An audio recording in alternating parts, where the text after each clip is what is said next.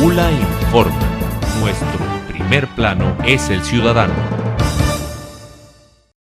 Al cumplirse 4 días de la huelga de hambre que iniciaron los médicos del Hospital Universitario de los Andes, vamos a conversar con José Vicente Moreno, quien es el presidente de la Sociedad de Médicos Residentes Internos y Rurales de este centro asistencial, al referirse cuál es el estado del personal médico que tiene acá en huelga de hambre, así como también la acción que ha tomado el gobierno regional al emitir algunas declaraciones donde son señalados como agentes externos y políticos los que están motivando esta huelga. Bueno, como tú bien lo dices, la primera acción que nosotros tomamos durante la jornada diaria es precisamente hacer un parte médico de nuestros compañeros, hacer una valoración multidisciplinaria donde intervienen médicos internistas, endocrinólogos y además de esto el personal de enfermería. Se le realizan exámenes de laboratorio de rutina donde se mide la glicemia, además los electrolitos. La condición, el reporte preliminar que tienen los internistas para el día de hoy es que la condición de nuestros compañeros es buena, una condición estable, apenas una deshidratación leve y otros signos leves de cefalea. Sin embargo, la condición de ellos actualmente es buena. En cuanto a la situación, los señalamientos que hacen desde el gobierno regional hacia el personal médico indican que es una acción política lo que se está desarrollando acá.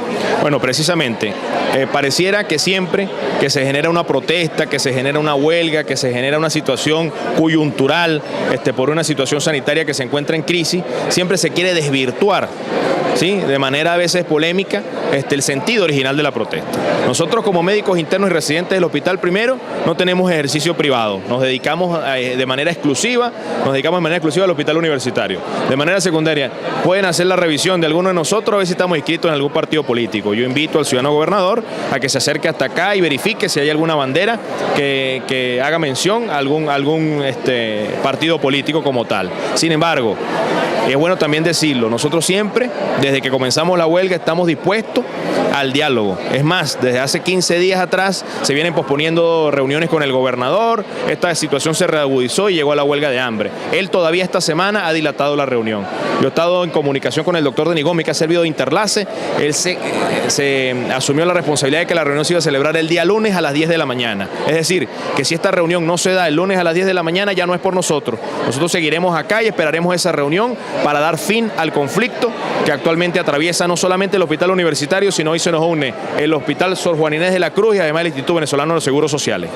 Bien, muchísimas gracias a José Vicente Moreno, quien es el presidente de la Sociedad de Médicos Residentes e Internos del Hospital Universitario de los Andes, al referirse a esta huelga de hambre que se desarrolla en el Colegio de Médicos por parte de personal de este centro asistencial, exigiendo mejores condiciones de salud e insumos para la atención de los pacientes. Leonardo Rodríguez, Mula Informa.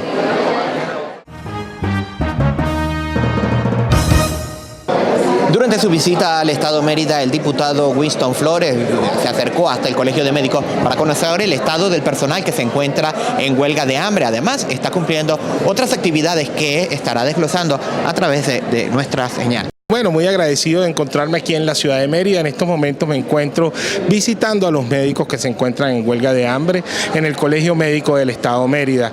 Efectivamente, el día de ayer en la plenaria de la Asamblea Nacional se aprobó un acuerdo de apoyo irrestricto a estos médicos que están en huelga.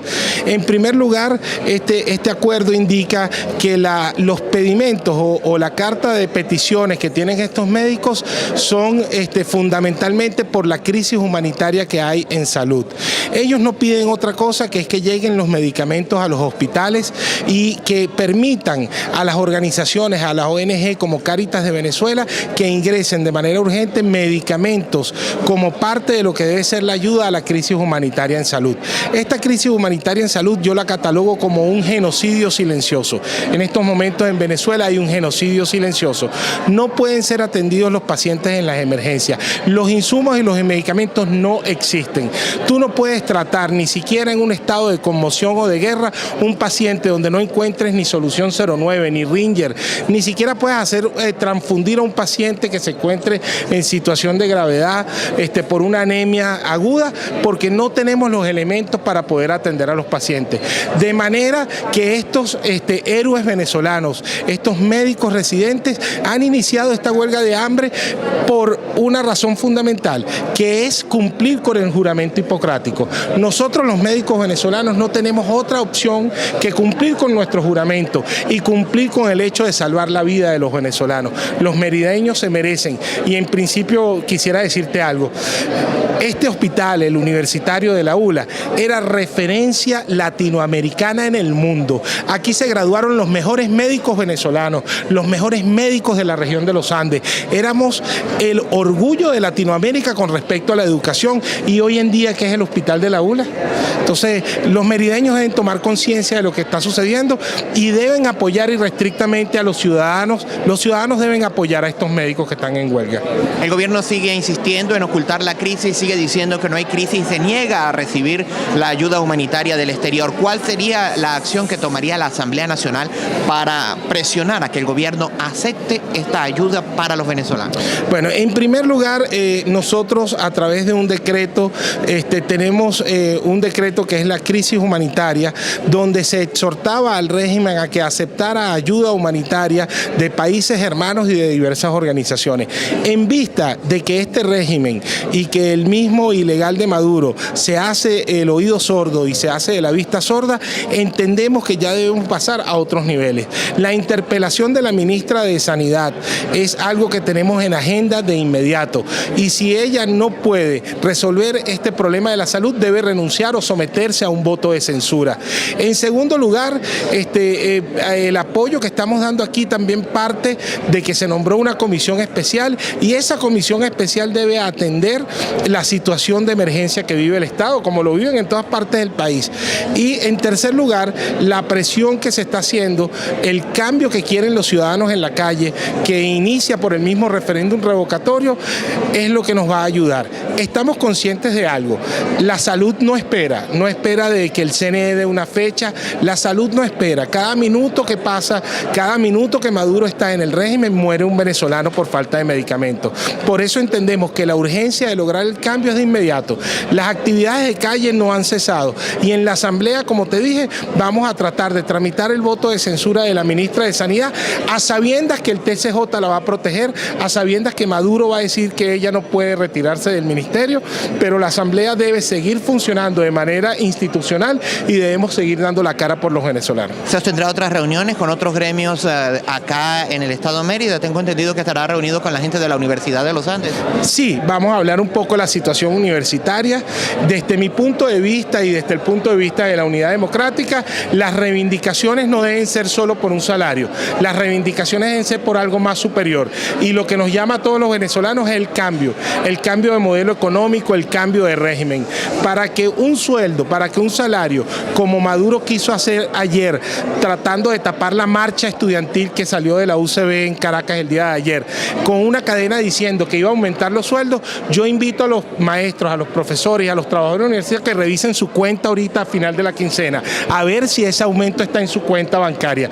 Pues efectivamente le diré, no va a aparecer ningún aumento. Y lo otro, debemos entender que esta emergencia pasa no por el aumento de un salario que no nos va a alcanzar ni para un cartón de huevo, pasa por el cambio absoluto de modelo económico, pasa por el cambio de régimen inmediato, pasa por un cambio de la sociedad en definitiva, y de un modelo que nos está matando día a día en todas las áreas del país. Muchísimas gracias al diputado Winston Flores, quien se refirió acerca de la situación económica que está presentando el sector salud, así como también el sector universitario, y con quien ha sostenido reuniones para tratar de buscar una solución desde el Parlamento venezolano. Leonardo Rodríguez, ULA Informa.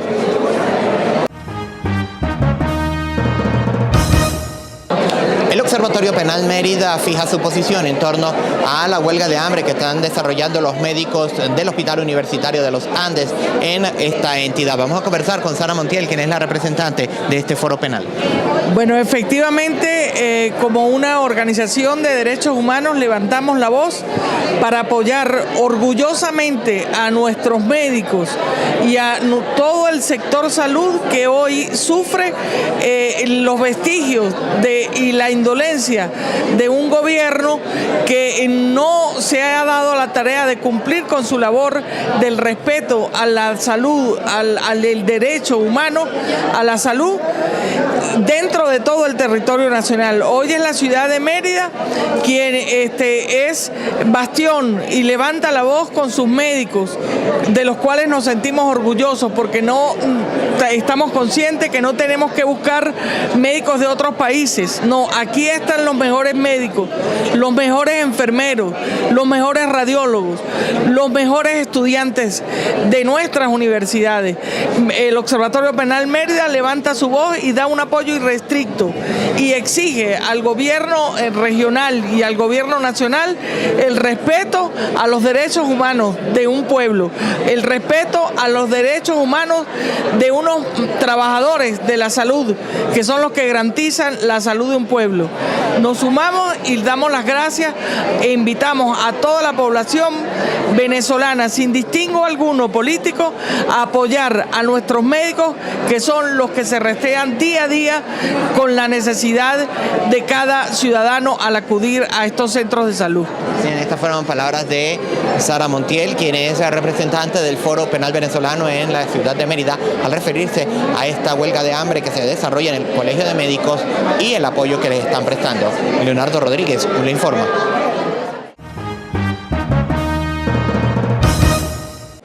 El gremio de enfermería del Estado se hace presente este viernes en las instalaciones del Colegio de Médicos de Mérida para manifestar su apoyo en cuanto a las actividades que se estarán realizando estos días. Soy la presidenta del Colegio de Profesionales de la Enfermería del Estado Mérida. Mi nombre es María Gregoria Vega. Trabajo en el Hospital Universitario de los Andes. Además de eso, pues también hago docencia en la Universidad de los Andes. Hoy el gremio de enfermería estos días ha empezado a estar directamente con esta problemática que está viviendo hoy en día la salud, porque no son los médicos, quiero dejar bien claro, no son los médicos del Estado Mérida los que están distorsionando o están estabilizando la salud en el Estado. Es todo un país que tiene una salud ya en decadencia, tiene una salud en cuidados intensivos.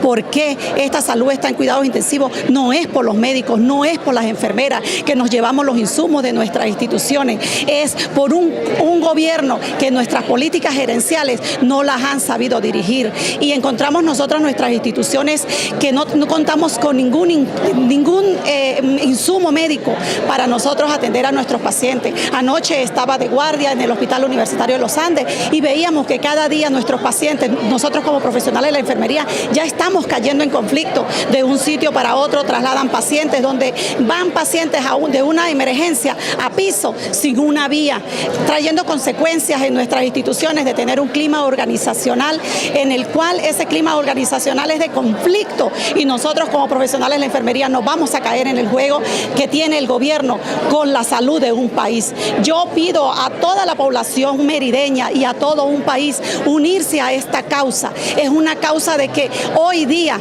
nosotros serán los pacientes nuestros, pero mañana serán nuestros pacientes. Vivo una situación actualmente donde tengo una madre donde se encuentra enferma, ya casi moribunda en pocas palabras. Lo digo así porque de verdad me duele que como profesional de la enfermería de 27 años de servicio no tenga para encontrar una albúmina, no tenga para encontrar un KCL, no tenga para encontrar una solución de sodio para poderla estabilizar. Ni en las clínicas la encontramos. Entonces hoy pido a todo el pueblo de Venezuela, a todo el pueblo y especialmente en Mérida, vamos a salir a decir que nuestros estudiantes de medicina, porque son estudiantes todavía de nuestras facultades de la Universidad de los Andes, de posgrado, están aquí luchando por una salud, pero por una salud del pueblo, y ellos están dando su vida, su salud para la vida de un pueblo, que hoy en día nosotros no podemos darle adecuadamente y satisfacerle sus necesidades porque no contamos con esos insumos. Sí, llegan los insumos. Hoy en el hospital hay una rueda de prensa con el gobernador y van a tener todos los insumos, pero que vamos a ver qué insumos tenemos, esos insumos que no nos alcanza para nada. ¿Por qué? Porque llegan los insumos que a la gerencia intermedia o a la gerencia que tienen que llamar para saber cuál es la cantidad de insumos que nosotros necesitamos, no la toman en cuenta. Es importante que saber que el pueblo de Mérida lo sepa, que nosotros necesitamos diario para poder atender a nuestros pacientes 1.800 soluciones y 1.300 soluciones nos llegan a nuestro hospital para atender a los pacientes en un mes, que quiere decir que los pacientes, las soluciones, que es algo tan importante, por ejemplo, una solución 0.9%, que es el ABC para nosotros los profesionales de la enfermería y de la salud, no contamos para salvar a un paciente. Rogamos al Dios Todopoderoso cada día para que no nos lleguen pacientes con hemorragias masivas, para que no nos lleguen pacientes quemados, porque no sabemos cómo nosotros prestar las primeras horas doradas que está la vida en juego, su vida. Y por eso pues hoy nosotros seguiremos adelante en pie de lucha apoyando esta causa justa que iniciaron nuestros residentes, que día a día dan su vida para salvar a una población. Palabras de María Gregoria Vega, presidente del Colegio de Enfermería de Mérida, que manifiesta el apoyo a los médicos residentes y especialistas del Hospital Universitario de los Andes, que se encuentran en huelga de hambre. Adriana Cepeda, pasante Fermín Toro, ULA Informa.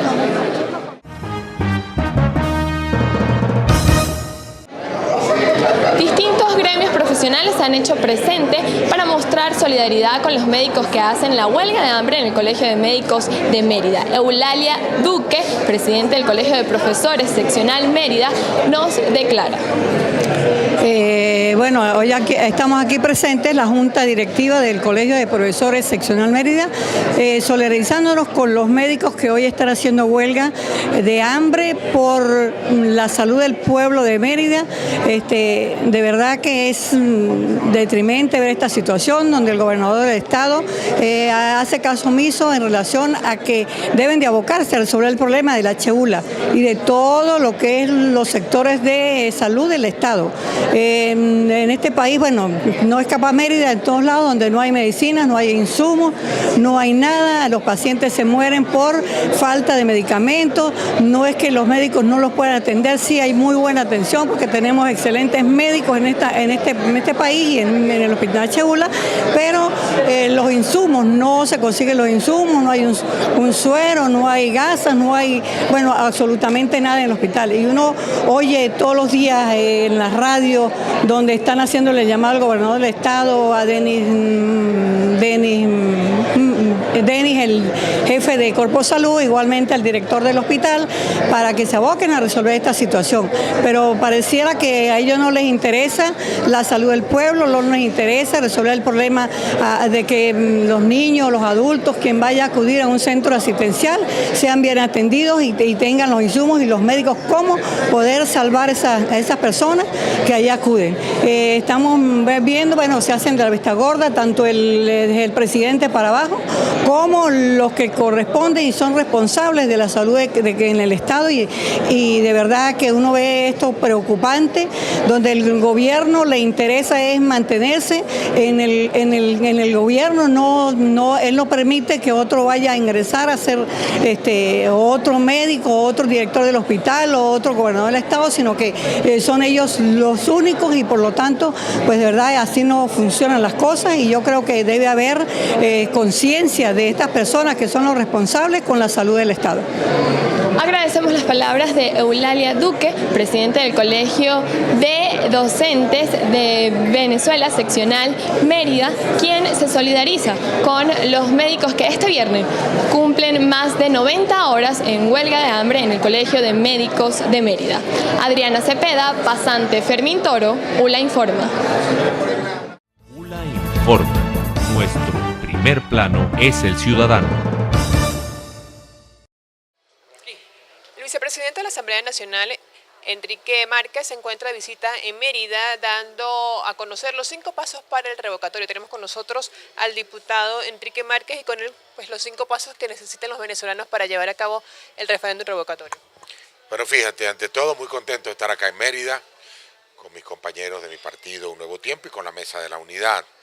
Tenemos varios objetivos en nuestra visita. Uno es el que tú planteas, pero uno que está muy sensible actualmente es el tema de la solidaridad, en este caso con los médicos, con los galenos que se encuentran en huelga de hambre en Mérida, para defender no solo su profesión, sino la prestación del servicio de salud que está en el piso. De tal manera que nuestra solidaridad estaremos visitándolos y estaremos viendo cómo ayudamos para que no se genere un hecho que lamentar en esta situación de la huelga de hambre. Por supuesto, estamos aquí como motores, como activadores del revocatorio. Estamos en una etapa inicial. Esta etapa inicial, este paso 1, está a punto de terminar y de acuerdo al compromiso del Consejo Nacional Electoral, el día 2 de junio, es decir, la semana que viene, debería ya el Consejo Nacional Electoral fijar la fecha para la validación de estas primeras 200.000 firmas.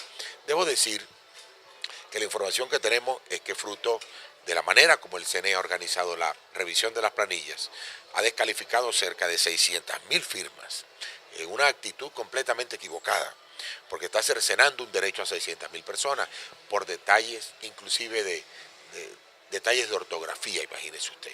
Pero aún tenemos 1.200.000 firmas, que para reunir las 200.000 firmas que necesitamos va a ser muy sencillo. Eso ocurrirá en el mes de junio, ese es el paso 2. El paso 2 es fundamental para nosotros porque activa inmediatamente el tercer paso de todo esto, que es el proceso de validación, la fijación para la validación. ¿Qué significa esto? Que el Consejo Nacional Electoral tendrá que decir dónde y cuándo va a recogerse los 4 millones de voluntades, ya no de firmas, de voluntades para convocar el referéndum revocatorio. Ojo, este proceso debe ser convocado a finales de junio o a principios de julio para ser realizado entre julio y agosto. Estos 4 millones de firmas. ¿Qué significa esto? Ya con esta tercer paso de la convocatoria de los 4 millones y el cuarto paso, que son la recolección de los 4 millones de firmas, el quinto paso es solo la votación del RR. Y habiendo cumplido el cuarto paso entre julio y agosto, no hay ninguna forma, escúchense bien, ninguna forma que el referéndum no sea este año. Hemos escuchado voces del gobierno diciendo que no hay forma de que el referéndum sea este año. Escuchen la mía, no hay forma que no sea este año. La única forma es que el gobierno desconozca la Constitución, desconozca las leyes, desconozca al pueblo e intente violentar ese derecho. De tal manera que estamos aquí no solamente con la convicción democrática, sino con la convicción de esperanza de que este año con nuestro trabajo nosotros lograremos tener un proceso de cambios que abra las puertas al futuro de nuestro país. Son 5 pasos, son varios meses, un camino de espinas, muchos obstáculos, pero sin duda alguna con la voluntad que nosotros tenemos, vamos a lograr vencer todos los obstáculos. Agradecemos las palabras del diputado a la Asamblea Nacional, vicepresidente del Parlamento Nacional, Enrique Márquez, quien de Un Nuevo Tiempo, quien entonces explicaba los 5 pasos a seguir para desarrollar el referéndum revocatorio este 2016. Narci Delgado, ULE Informa.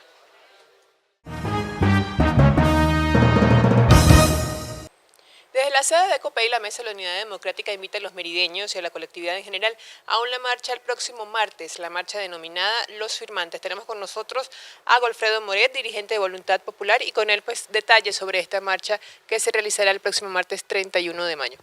Bueno, desde la Mesa de la Unidad del Municipio Libertador queremos invitar a todos los merideños a que nos acompañen, a todos quienes firmaron por el revocatorio de Maduro, a todos quienes firmaron por salir de la crisis, a todos los que firmaron por poder avanzar y salir de un modelo equivocado que nos tiene sumido en la peor crisis económica, política y social de nuestra historia, a que marchemos nuevamente este martes, esta vez desde la Plaza de Milla, a partir de las 9 de la mañana, pues para reafirmar nuestra voluntad de que el CNE entregue el cronograma para los puntos de verificación de nuestra firma. Es importante que mantengamos la presión popular, es importante que mantengamos la movilización en las calles, siempre pacífica, siempre dentro del marco de la Constitución, pero con bastante contundencia para poder lograr la salida del gobierno de Nicolás Maduro, para poder lograr el cambio que todos los venezolanos estamos esperando.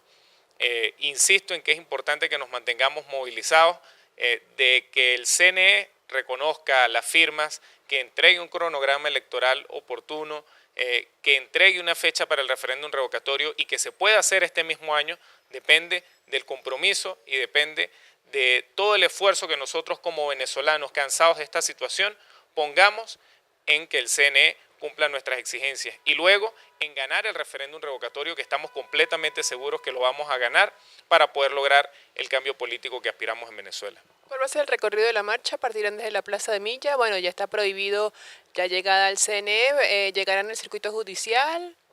Bueno, vamos a arrancar desde la Plaza de Milla, y ahí vamos a recorrer todas las calles del centro y vamos a entregar un documento ante el Poder Judicial que se encuentra, sucede allí mismo en el centro de la ciudad. Esto, ya que fue el mismo Tribunal Supremo de Justicia quien prohibió que podíamos protestar o que podíamos hacer concentraciones o movilizaciones en el CNE, bueno, pues lo vamos a hacer hasta el Poder Judicial para exigirles que cumplan con su trabajo, que no es el de legislar, que no es el de reinterpretar artículos de la Constitución sin que se les pida, sino que es precisamente el de garantizar un Estado de Derecho para los venezolanos. Y parte de ese Estado de Derecho es que el CNE cumpla con sus funciones, cumpla con su deber, cumpla con la ley electoral y entregue el cronograma para el referéndum revocatorio ya. Agradecemos las palabras de Golfredo Moret, dirigente de Voluntad Popular, quien entonces invitaba a la colectividad merideña a la marcha el próximo martes 31 de mayo desde la Plaza de Milla a partir de las 9 de la mañana para continuar exigiendo la realización del referéndum revocatorio este año en Venezuela. Narcís Delgado, ULE Informa.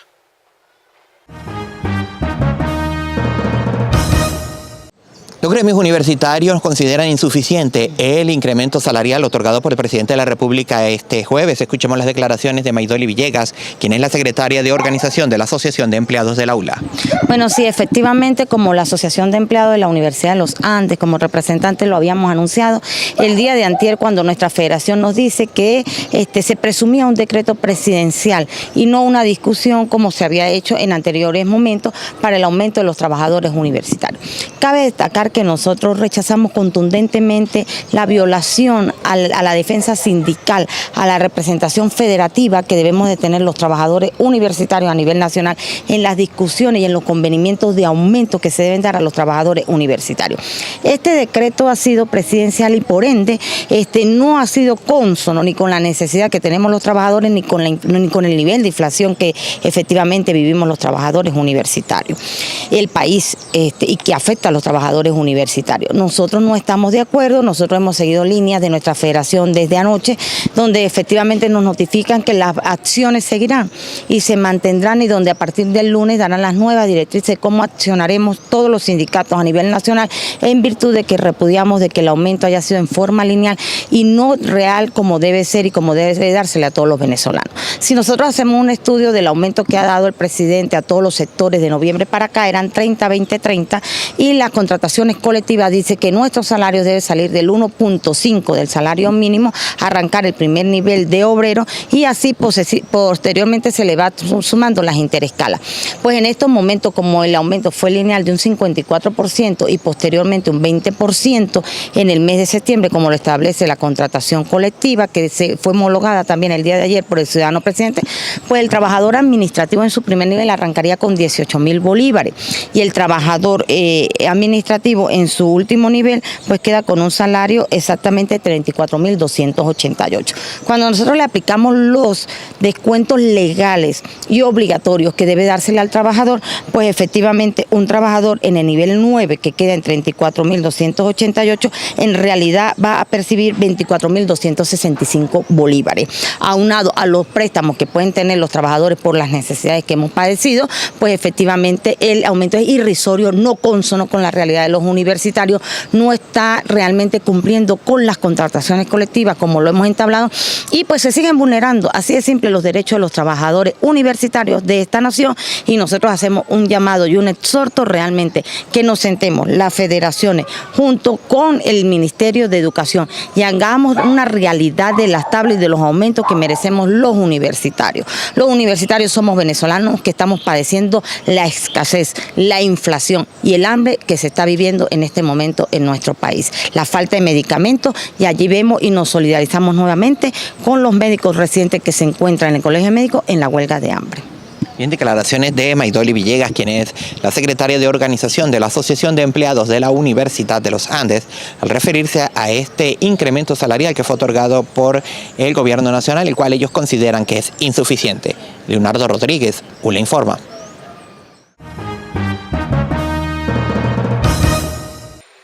El diputado de la Asamblea Nacional, pero además profesor de la Universidad de los Andes, Luis Loaiza, se refiere al aumento recientemente decretado del sector universitario por el presidente de la República, Nicolás Maduro. Profesor Loaiza, ¿qué le parece el decreto del 54% aumento para los universitarios decretado este jueves por el presidente en cadena nacional? Mire, no se trata de ser malagradecido ni inconforme permanente, pero en un país con 700% de inflación, un ajuste al año, un ajuste del salario del 50% para trabajadores y para universitarios que ya estaban rozando el sueldo mínimo, es apenas un pañito de agua tibia que no resuelve el problema. Por supuesto, el problema de fondo es mayor, es más grave, es macroeconómico, es el tema de la inflación, es el tema de los desajustes económicos que vive el país, pero este dato quizás resulte relevante. En los primeros análisis que hemos hecho de lo que significa este ajuste salarial, hemos visto que apenas se ajusta el salario para que los trabajadores puedan estar ligeramente por encima del salario mínimo. Esa es la diferencia. Así que el problema no se resuelve, el problema de fondo queda en los mismos términos, es quizás un alivio por unas semanas, pero el drama salarial de los universitarios es terrible. Bueno, ya había gente que no tenía recursos ni para pagar transporte, ni le alcanzan los recursos para comer. Con este ajuste que apenas pone a la mayoría de los trabajadores por encima del salario mínimo, ligeramente por encima del salario mínimo, pues lo que hace es mantenerse una situación que no mejora. Por tanto, no podemos hablar de un mejoramiento del salario. Se produjo un ajuste muy por debajo de lo esperado para apenas ponernos en condiciones de seguir sobreviviendo. Esa es la situación. Agradecemos las palabras del profesor Luis Loaiza, quien entonces aseveraba que el ajuste decretado por el presidente de la República de 54% para los universitarios es simplemente elevar el salario de los universitarios a un poco más del salario mínimo que actualmente devengan los venezolanos. Narci Delgado, ULE Informa.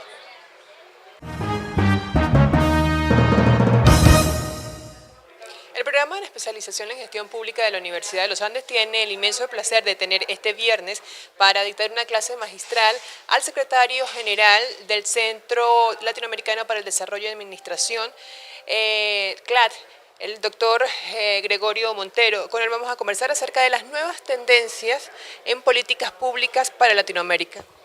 Sí, mira, la verdad que desde el CLAD tenemos una misión muy importante, sobre todo por el contexto que vive la región en este momento, y es impulsar todo el proceso de reforma, transformación del Estado y modernización de la administración pública de los países miembros, que son 19 países de América Latina, 2 de la península ibérica, España y Portugal, y un país africano, Angola.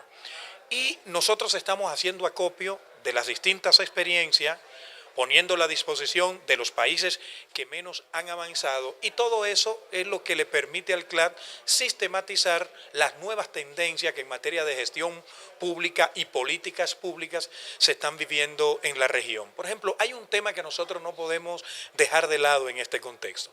Hoy estamos hablando del desarrollo sostenible de nuestros países. Hoy estamos hablando de que las Naciones Unidas acaban de aprobar 17 Objetivos de Desarrollo Sostenible 2015-2030. Pero hay algo que tenemos que tomar muy en cuenta en este contexto. Es la gestión pública.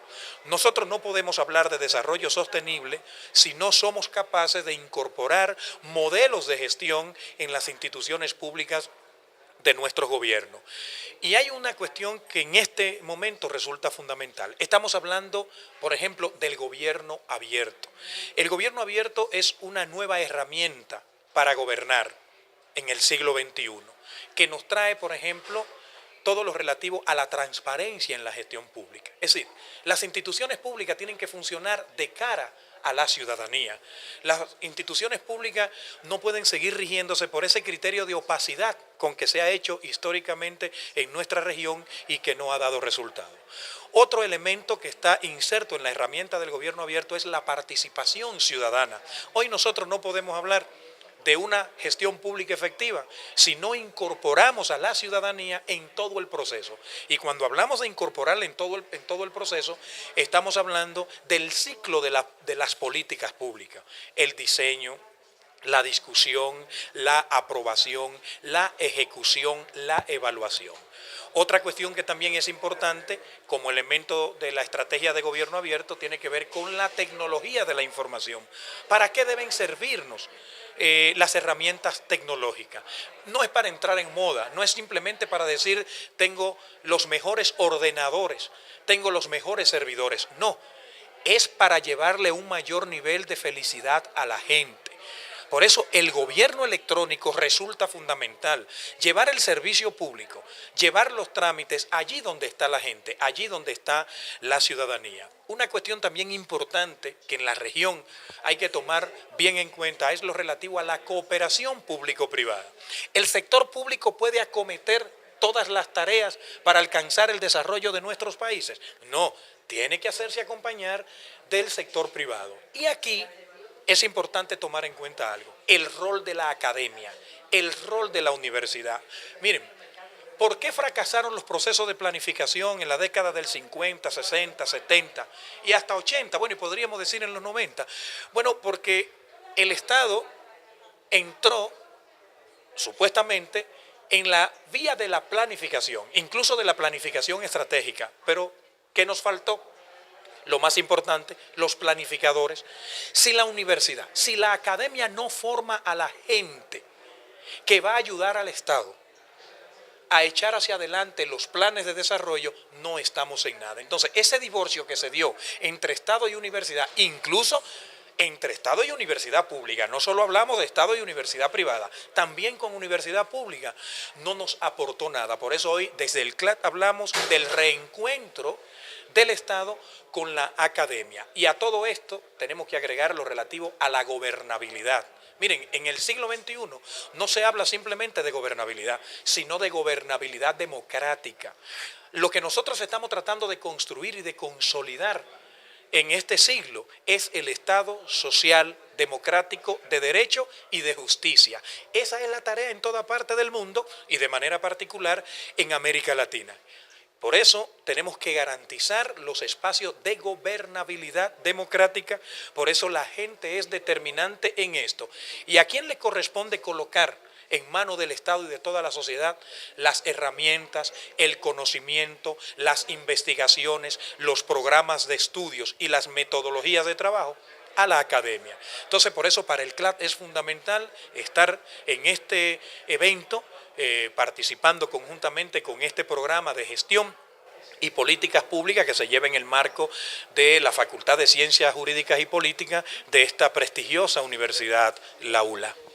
Agradecemos las palabras del secretario general del Centro Latinoamericano de Administración para el Desarrollo, Gregorio Montero, quien entonces visita la Universidad de los Andes difundiendo las nuevas tendencias para la gestión pública en donde la academia es fundamental la participación. Narci Delgado, ULA Informa.